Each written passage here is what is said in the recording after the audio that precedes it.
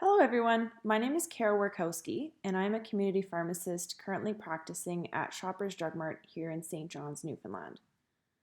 Not too long ago, I had the opportunity to perform a medication review for a patient. Today, I will be going over the stages that went into conducting a pharmaceutical care plan of a real patient case. Of course, any patient identifiers will be hidden. For our objectives, we will be able to identify the components of a pharmaceutical care plan. Using history and a physical exam, patient values, along with current literature, we will be able to formulate patient-centered goals of therapy. We will also be able to identify and prioritize two drug therapy problems in a complex patient. Using patient factors, along with literature and guidelines, we will be able to justify the most appropriate therapeutic alternative for each drug therapy problem. We will then be able to summarize a pharmacological and non-pharmacological treatment plan for a complex patient and articulate our recommendations to the appropriate healthcare providers. We will be able to formulate a monitoring plan that reflects our goals of therapy and recommendations. So this is what our presentation will look like today. First, I will speak about the patient, and I will go into information about the medical history, social history, lab values, vitals, along with head-to-toe assessment. This information is important because it will guide our goals of therapy along with ultimately our plan for the patient. Next, we will speak about goals of therapy, which in addition to the information that we've collected about the patient, will also take into consideration patient values as well as patient factors. The next portion of this presentation will go into the assessment, which involves identifying drug therapy problems, along with therapeutic alternatives, and evaluating the literature to ensure that we're selecting the most appropriate agent and making the most appropriate recommendations possible. In the final stage of the presentation, I will discuss the plan, which involves the recommendations, monitoring, along with role clarification. Here is our introduction to our patient case. GW is a female patient in her 60s who was referred to her community pharmacy by her family physician with the primary goal of optimizing diabetic therapy. Until a year ago, she was maintaining her A1C target of less than or equal to 7%. However, her A1C has been trending upward with her most recent value at 7.8% and fasting blood glucose at 12.1 millimole per liter. These were in June 2020. Her doctor believes that her progressing chronic kidney disease may be contributing to her lack of diabetic control. Dr. John Doe would like the pharmacist's recommendation for how to modify GW's drug therapy to maintain diabetic targets while preserving renal function. So let's move into our first topic, which will be about the patient. I try to begin each medication review by assessing patient goals. You may have found in your practice that complex patients have several issues which may require multiple visits. I try and focus on the area the patient is most concerned about first because it includes the patient as the center of the care plan by prioritizing their goals of therapy. GW wishes to be on the most effective medication for her diabetes that is also safe for her kidneys. She wishes to prevent complications of diabetes such as nerve damage, eye damage, worsening of kidney function, and cardiovascular disease. Although that she recognizes she probably will require insulin at some point in the future, she prefers to be on oral agents at this time. She is not concerned with medication cost as she has private insurance with a small copay. She also wishes to be on a therapy that does not cause weight gain. Now that we have identified patient goals, the next step is to look into patient history. Prior to the medication review, I gathered as much information as I could from the patient record, as well as from the physician. I then had the patient fill in any gaps to confirm my record. As you can tell, GW is in her 60s, she's female, she has no known allergies, and she lives in Newfoundland. According to her health record, in the 1990s, she was diagnosed with gestational diabetes with her second and third child. Fast forward a couple decades later, she was diagnosed with type 2 diabetes as well as dyslipidemia. The following year, she was diagnosed with osteoarthritis, and in 2010 was diagnosed with hypertension.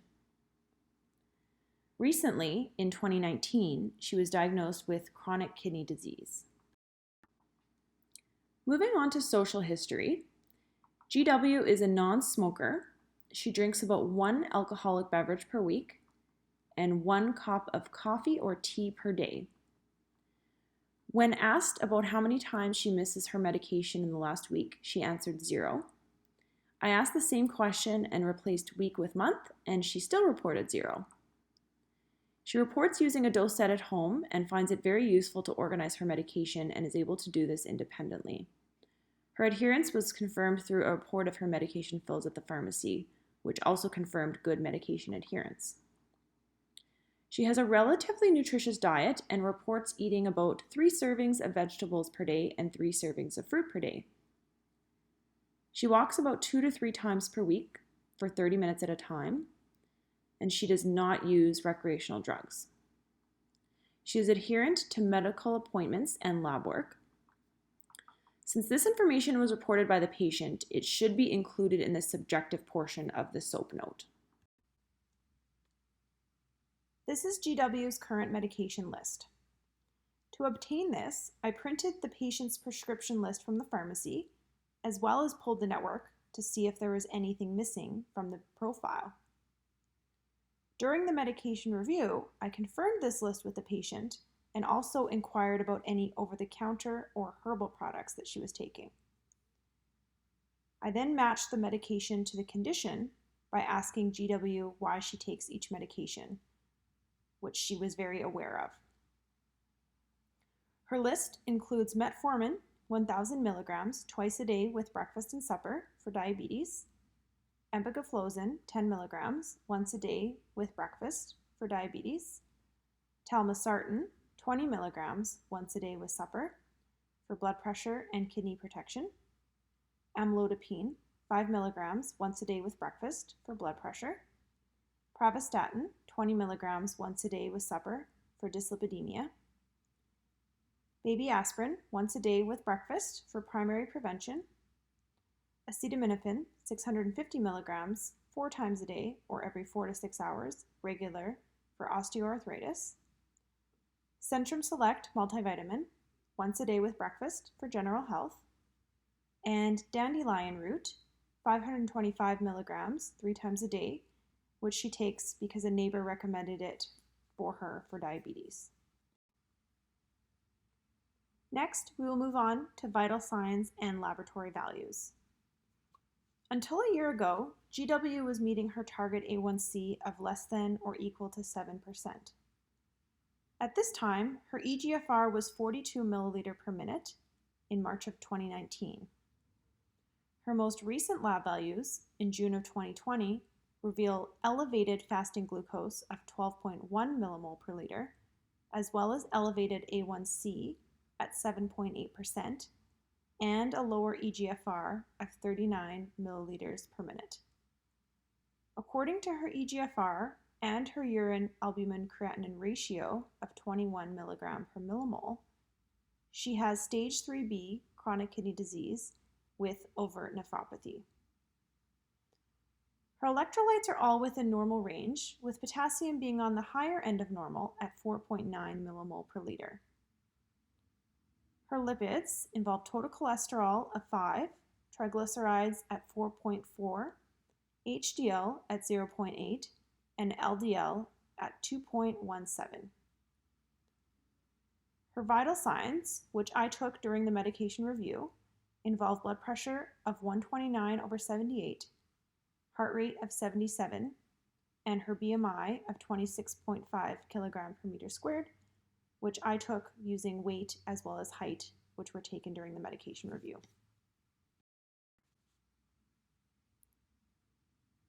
Through the head-to-toe assessment, it did not appear that GW was experiencing symptoms of chronic kidney disease, such as edema, cold intolerance, shortness of breath, depression, or anxiety.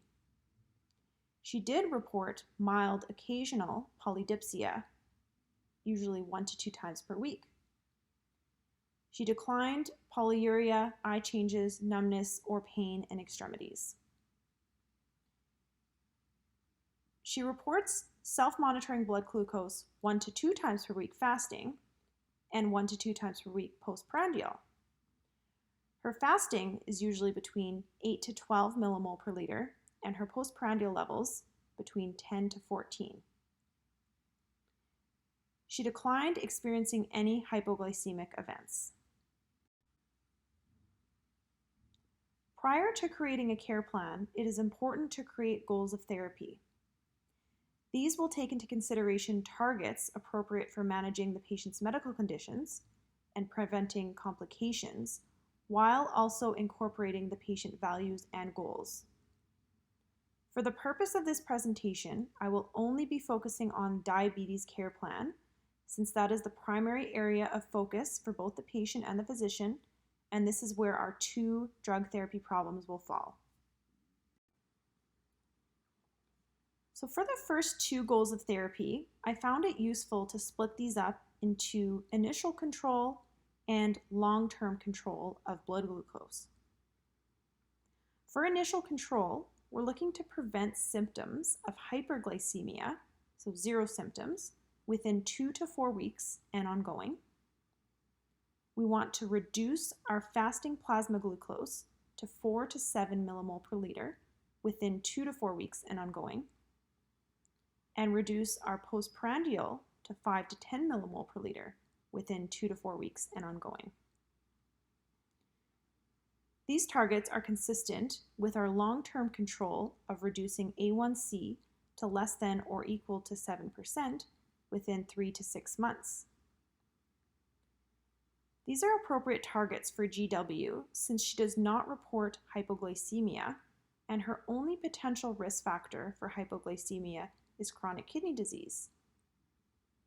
It's also been shown that achieving glycemic targets of less than or equal to 7% A1C can help to slow the progression of chronic kidney disease.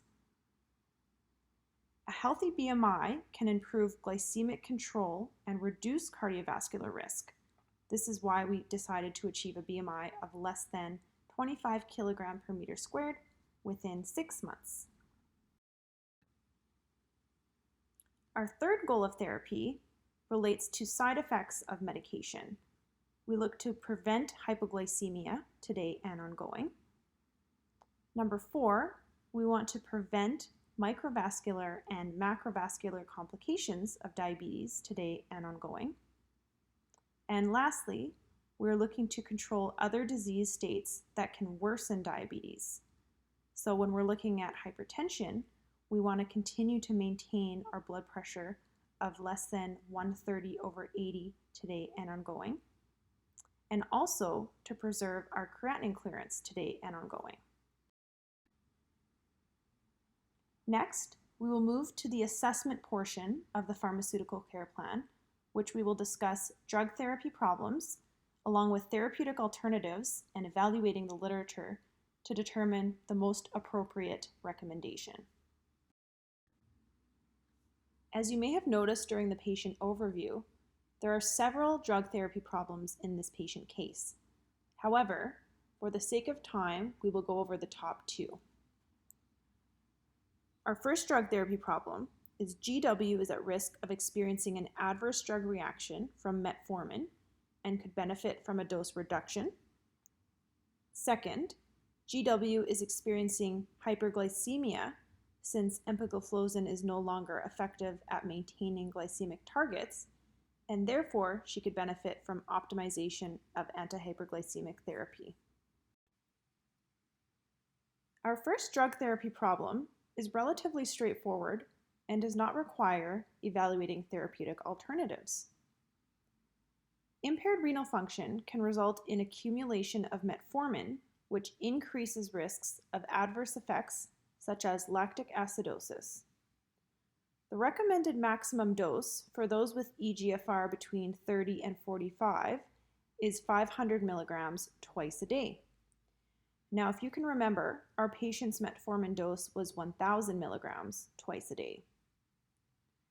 We don't want to discontinue this medication, however, because unless contraindicated, metformin should remain as the first choice pharmacotherapy in patients with type 2 diabetes due to its efficacy in lowering A1C, its mild side effect profile, lack of weight gain, and minimal risk of hypoglycemia. Our second drug therapy problem involves hyperglycemia, which requires optimization of diabetic therapy. Keeping in mind our goals of therapy, our next step is to determine whether or not to keep empagliflozin. Empagliflozin is an SGLT2 inhibitor which relies on glomerular filtration rate for its mechanism of action. Therefore, as chronic kidney disease progresses through stages 3 and 4, its efficacy at maintaining glucose targets declines, and additional therapy may be necessary to maintain glycemic targets. However, SGLT2 inhibitors seem to have benefits that extend beyond glycemic control, which is outlined in the 3 studies listed. The EMPA-REG outcome trial demonstrated significantly lower risk of major cardiovascular events compared to placebo in patients with type 2 diabetes and cardiovascular disease in patients with eGFR of at least 30 milliliters per minute. For its secondary endpoint, empagliflozin also demonstrated a reduction of developing new or worsening nephropathy, which provides support for nephroprotective effect of SGLT2 inhibitors. Renal protective and cardiovascular benefits were also observed in the CANVAS study. According to a meta-analysis by Mazzidi et al., SGLT2 inhibitors may also improve blood pressure and reduce weight. Although SGLT2 inhibitors may not be as effective at maintaining glycemic targets as chronic kidney disease progresses, their cardiovascular and renal protective properties justify its use, and therefore they can likely be continued until eGFR is 30 milliliters per minute with appropriate dose adjustments. Once we have established the rationale for keeping empagliflozin on for GW's diabetes therapy, the next question is, what should be added to her therapy? For those already taking metformin and an SGLT2 inhibitor who are not achieving glycemic target, the choice of the next agent is dependent on clinical consideration and patient values. As we reflect onto GW's goals of therapy, she does not wish to use injectables at this time and does not wish to gain weight. Since drug cost is not a significant concern to her and her A1C is within 0.8% of target, a DPP-4 inhibitor is a reasonable third agent to add to her therapy. DPP-4 inhibitors cause negligible weight gain and they have a low risk of hypoglycemia. Linagliptin can be used without adjusting until creatinine clearance is 15 milliliters per minute. Although these agents may only reduce A1C by about 0.5 to 0.7%, lifestyle intervention may be able to push GW to the desired target of less than or equal to 7% A1C.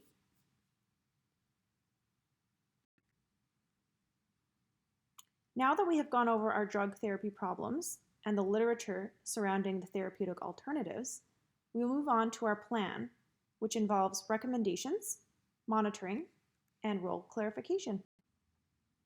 First, we will begin with the recommendations to the physician.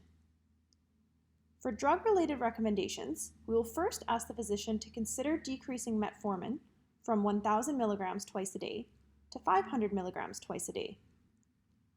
Secondly, we will ask the physician to consider adding linagliptin 5 milligrams once a day. These next set of recommendations to the physician involve monitoring-related recommendations. Since pharmacists are not yet able to order lab tests in Newfoundland, it is important to recommend these monitoring tests to the prescriber when necessary.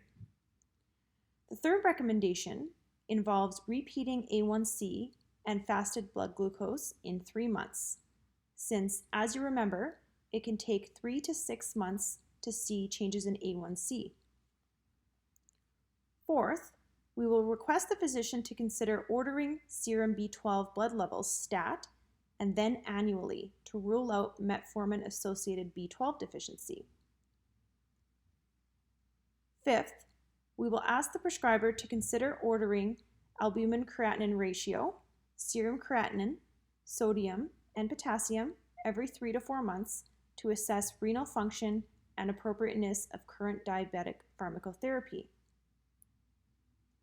Sixth, we will ask the physician to consider ordering lipid panel every 6 months to consider long-term management of diabetic complications. Next, we will move to recommendations for our patient.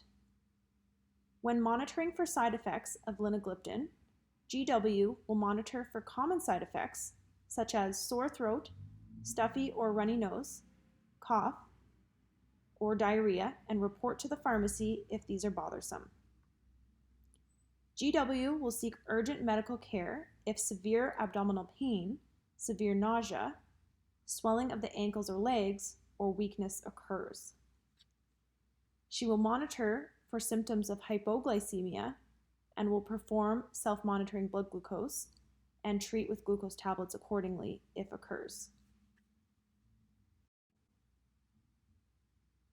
When monitoring for effectiveness of therapy, GW will increase her fasting plasma glucose from 1 to 2 times a week to 3 times a week and will continue with her 1 to 2 times a week of postprandial glucose monitoring. This will likely only be short-term so that we can track her progress.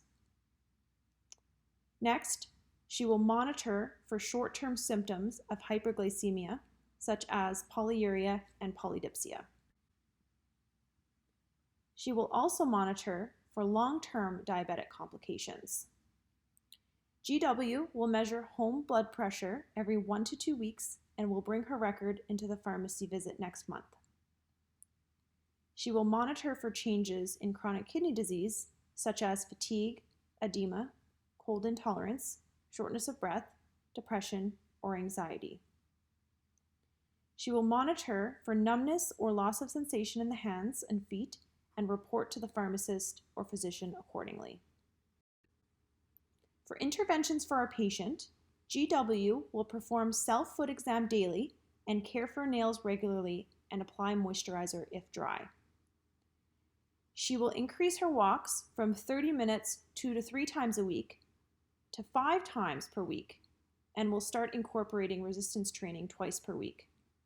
This will also help to attain her BMI goal of less than 25. Moving on to recommendations for other healthcare providers. We recommend the podiatrist to complete a comprehensive foot exam annually and the optometrist to continue screening for retinopathy every 1 to 2 years. Next, we will move on to the pharmacist portion of the monitoring plan. I will inquire about changes in polydipsia at next refill in 1 month. 2, I will inquire about numbness or loss of sensation in hands and feet every 3 months and report to the physician accordingly. I will inquire about side effects of linagliptin in 1 month. 4th, I will ask the patient to present the home blood pressure values every 3 months at each refill visit. I will encourage and assess adherence to the medication and lifestyle interventions in 1 month, then every 3 months. I will inquire about symptoms of chronic kidney disease every 3 months. And lastly, I will encourage and document influenza vaccine once yearly in the fall. In conclusion, Creating a pharmaceutical care plan for a complex patient can be daunting. However, there are strategies that can assist in this plan and improve quality of care for the patient. It is important to obtain a comprehensive patient history and physical exam. Defining goals of therapy early on and focusing on patient values can also help with creating an optimal patient care plan.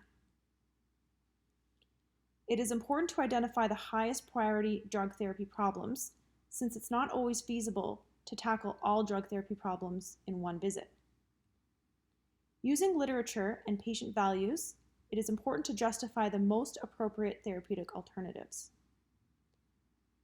Creating recommendations and a monitoring plan that reflects patient goals of therapy is extremely important.